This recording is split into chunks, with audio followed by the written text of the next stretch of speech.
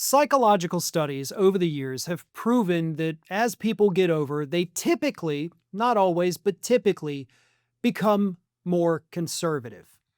And they've also found that there is a very clear reason why that typically happens.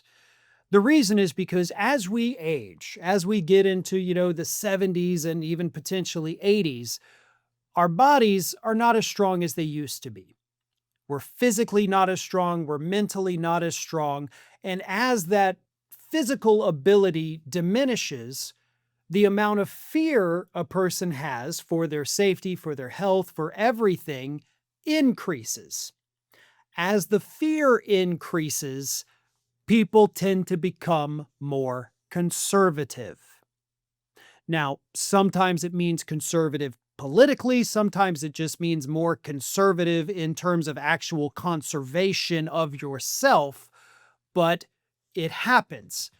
And it's all due to the fear associated with the diminished physical capacities and mental capacities.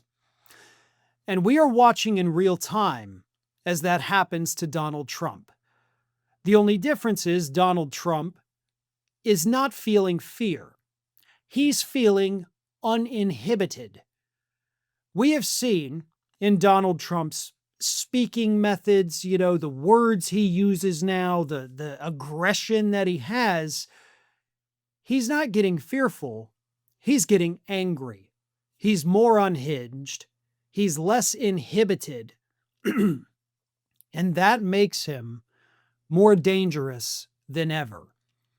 As his body fades, as his mind fades, he has become far more dangerous.